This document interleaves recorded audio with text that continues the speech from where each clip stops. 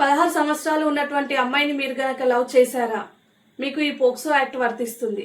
లేదా 16 సంవత్సరాలు ఉన్నటువంటి అబ్బాయిని గనక మీరు లవ్ చేశారా, మీకు కూడా ఈ పోక్సో యాక్ట్ వర్తిస్తుంది. అసలు పోక్సో యాక్ట్ అంటే ఏమిటి, అది ఎవరికి ఉపయోగపడుతుంది అన్నది ఈ వీడియోలో మనం తెలుసుకుందాం. నా పేరు మోనికా, అడ్వకేట్. ఇలాంటి లాపరమైన వీడియోస్ కావాలంటే ఈ ఛానల్ ని సబ్స్క్రైబ్ చేయండి. అసలు పోక్సో యాక్ట్ అంటే ఏమిటి? Protection of children from sexual offences 2012లో భారత ప్రభుత్వం ఈ చట్టాన్ని తీసుకొని వచ్చింది. ఈ యొక్క చట్టం 18 సంవత్సరాల లోపు ఉన్నటువంటి బాల బాలికలు ఎవరైనా సరే పిల్లలు గాని పరిగణించబడతారు. ఈ చట్టం మగవారికి, ఆడవారికి మరియు ట్రాన్స్జెండర్ కి కూడా ఉపయోగపడుతుంది. ఈ యొక్క చట్టం అమ్మాయిలపై జరుగుతున్నటువంటి దాడులకే కాకుండా అబ్బాయిలపై జరుగుతున్నటువంటి దాడులకు కూడా ఈ చట్టం వర్తిస్తుంది. ఈ చట్టం 18 సంవత్సరాల లోపు ఉన్నటువంటి బాలులకు కూడా లైంగికంగా వేధించబడితే ఈ యొక్క చట్టం వర్తిస్తుంది.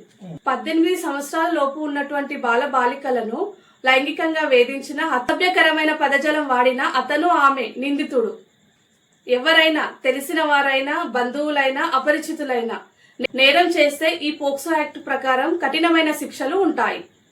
నేరం జరిగిందని ఫిర్యాదు చేసిన వారి పేర్లు బయట ఎక్కడ కూడా మీడియాలో వెల్లడించడం అనేది చట్టరీత్యా నేరం అవుతుంది.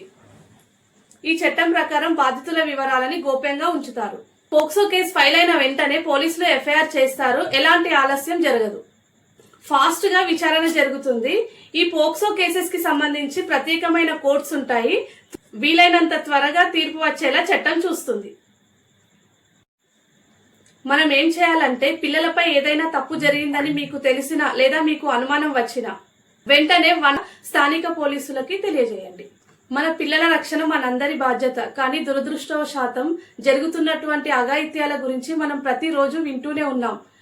అలాంటి సందర్భంలో పిల్లలకి అండగా ఉండే అతి శక్తివంతమైన చట్టమే ఈ పోక్సో చట్టం.